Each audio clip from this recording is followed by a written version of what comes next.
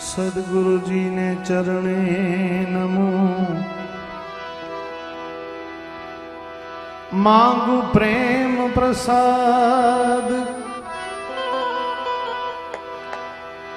दया करीने आप जो। हरि रस अमृत स्वाद।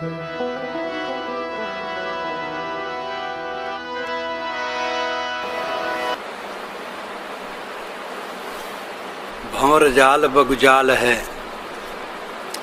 बूढ़े बहुत अचेत, काहीं कबीर ते बाँची है जाके हृदय विवेक। एक भंवर जाल है, एक बगुजाल है, और इसमें बहुत अचेत फंसे हैं।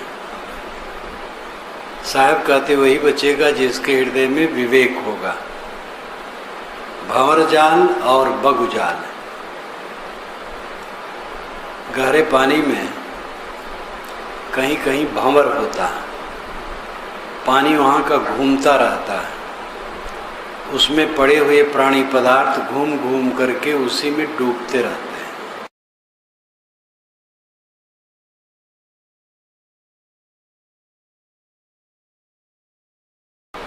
जलाशय के निकट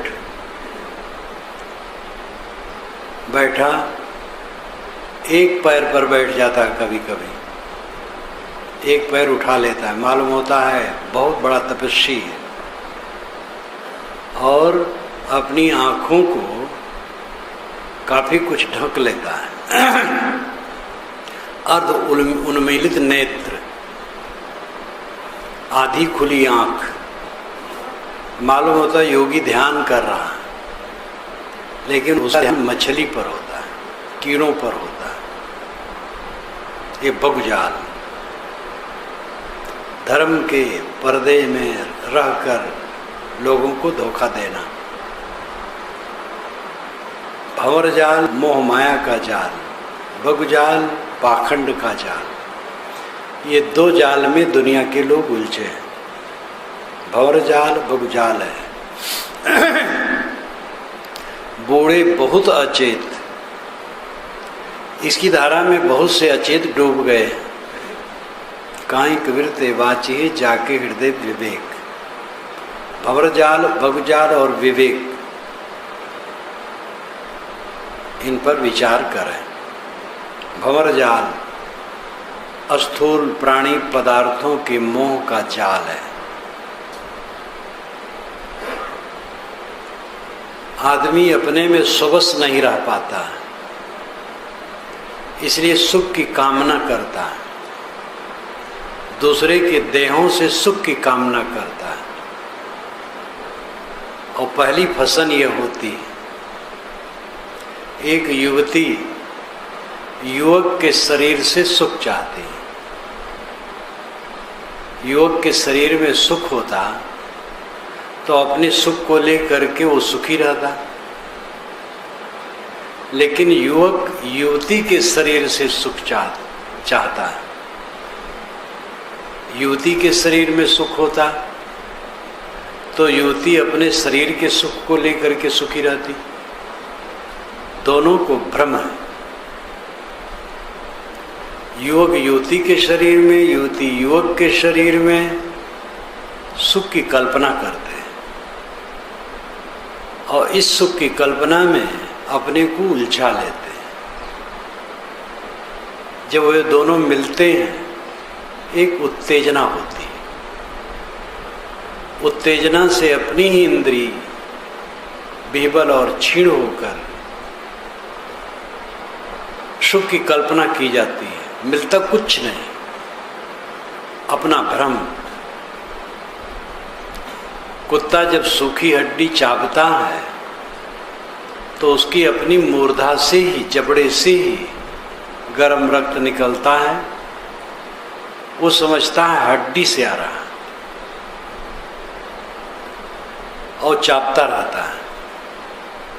ऐसे स्त्री पुरुष अपनी ही शक्ति क्षीण करते हैं और समझते हैं एक दूसरे से सुख आ रहा है। महाभ्रम। दुनिया का सबसे बड़ा सुख इसी को माना है और सब सारे दुखों की जड़ यही है। इसी के बाद फिर बंधनों की लंबी श्रृंखला, जीवन भर छुटकारा नहीं। इसी में उलझ करके जीवन भर दुख और ताप है। इस चीज को समझना बहुत बड़ी बात है। जो लोग इतनी हिम्मत नहीं रख सकते कि जीवन भर असंग होके रहा जाए, उन्हें विवाह करना उचित है। नहीं विवाह करेंगे तो समाज में मर्यादा भंग होगी, रह नहीं पाएंगे ठीक से, तो गलत होगा।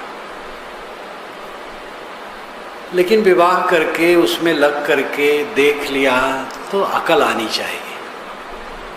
उसी में डूबे डूबे समय बिताना समझदारी नहीं। गृहस्थ के लिए संतान 1-2 के लिए इसमें उतरना चाहिए बस। आज तो 2 भी नहीं कहना चाहिए, 1। चीन में तो 1 बस।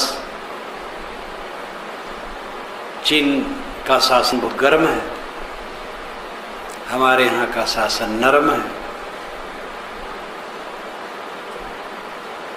क्योंकि कुछ सामयिक दृष्टि ऐसी है कि जनता बहुत बढ़ रही, इसलिए समस्या बढ़ती जाती है। ये दुनिया के राजनेताओं की चिंता है। धार्मिक लोग कहते कोई बात नहीं, जितने भी बच्चे पैदा हो जाएं, जमीन कम नहीं है, अन्न पानी कम नहीं है। इसलिए धार्मिक लोग इसके होड़ में रहते हैं प्रायः। और वोट की राजनीति है, इसलिए हमारे दल में जनता बढ़ेगी तो वोट देने में सरलता रहेगी। ये सब भी चक्कर है। ये बात छोड़ दें सामयिक, जनता कम है ज़्यादा है जो है। वास्तविकता देखिए, जितना बढ़ाएंगे दुख बढ़ेगा। इसलिए संतान 1 काफ़ी है। लड़की का मूल्य हमारे यहाँ कम है, जबकि लड़के की अपेक्षा लड़कियाँ जा सेवापरायण, आज्ञाकारी, समर्पित प्रायः होती। लड़की हो लड़का हो, कोई संतान हो काफ़ी है। 1-2 संतान के लिए इसमें उतरना ठीक बस। बाकी तो आदत, मन की मलिनता, उद्वेग, व्यर्थ छीण करके अपने को शरीर दुर्बल बनाना, मन दुर्बल बनाना, अध्यास पुष्ट करना। जब दुनियादारी में मन डूबा रहेगा विषयासक्ति में, तो वो मन आत्मज्ञान में कैसे लगेगा, आत्मचिंतन में कैसे लगेगा। जितना विषयासक्त होगा उतना राम से दूर होगा। काम राम में फर्क है। यमाचार्य ने नचिकेता को समझाते हुए कठोपनिषद में कहा है कि श्रेय मार्ग प्रेम मार्ग दोनों विपरीत दिशा में चलते हैं, दोनों साथ साथ नहीं। प्रेम मार्ग फिसलन का मार्ग, विषय वासना का मार्ग बहुत प्यारा लगता है, लेकिन वो कंटका कीर्ण है। श्रेय मार्ग विषय निवृत्ति का मार्ग रूखा फीका लगता है, लेकिन वही सुखद है। बीड़ी पीने वाला बिना बीड़ी के रहना असंभव मानता है, जो बीड़ी नहीं पीता है बड़े प्रेम से रहता है बिना बीड़ी के। ये काम वासना भी इसी तरह है, यद्यपि इससे हटकर है। हटकर होने ही से मनोवैज्ञानिकों ने मौलिक प्रवृत्ति मान ली है, जो गलत है। भूख प्यास नींद और काम भोग मौलिक प्रवृत्ति मान ली है। तो भूख प्यास नींद तो मौलिक प्रवृत्ति है, काम भोग मौलिक प्रवृत्ति नहीं है। खाए बिना कोई रह नहीं सकता, जी नहीं सकता, पिए बिना जी नहीं सकता, सोए बिना भी पागल हो जाएगा। खाना पीना सोना ये मौलिक प्रवृत्ति है, काम भोग मौलिक प्रवृत्ति नहीं है, वो विकारात्मक वासनात्मक है, जिसका प्रत्यक्ष उदाहरण है कि छुटपन से ही कितने बच्चे ब्रह्मचर्य का पालन करते हैं और वृद्ध हो जाते हैं, पूरा जीवन ब्रह्मचर्य व्रत से रहते हैं। मौलिक प्रवृत्ति अगर काम भोग होता तो उसका त्याग असंभव था, जैसे भोजन और पानी का त्याग असंभव है, नींद का त्याग असंभव है, काम भोग मौलिक प्रवृत्ति नहीं। फ्राइड साहब ने मनोविज्ञान पर बहुत कहा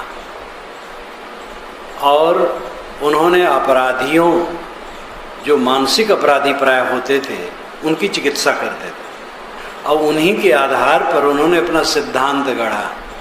उनके पास सदाचारी संयमी क्यों जाए, तो उनका कभी अध्ययन नहीं कर सके, इसलिए उन्होंने सारे मनोविज्ञान को काम से रंग दिया। सब में उन्होंने काम देखा, स्वप्नों का विश्लेषण किया, उसमें काम, हर बात में काम। एक माँ अपने बच्चे को प्यार करती है, चूमती है, उसमें भी काम देखा। ये व्यर्थ की बात उनकी है। इसलिए मनोविज्ञान में फ्राइड साहब पढ़ाए जाने लगे, उनके बहुत पक्ष बहुत सही हैं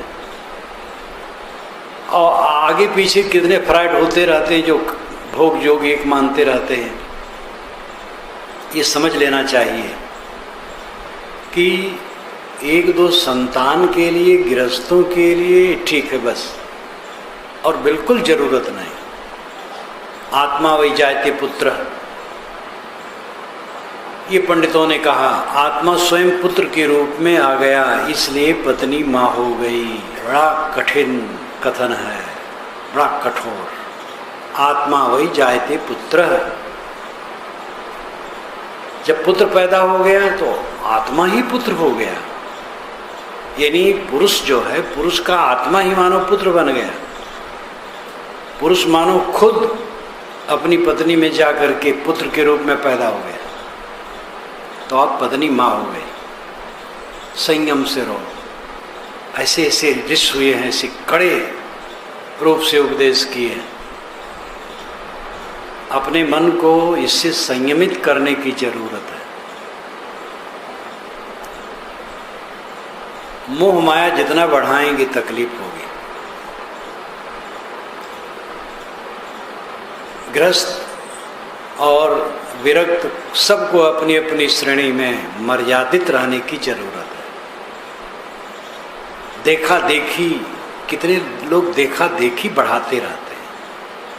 दूसरे के घर में ऐसी चीजें, अपने पैसे नहीं है, कर्ज लेकर के ड्राइंग रूम सजाते हैं, कर्ज लेकर के विवाह शादी में खूब होल दुलम्मा, सब अज्ञान है। अपने को जितना समेट करके रहोगे सुखी रहोगे, जितना फैलाओगे दुखी रहोगे।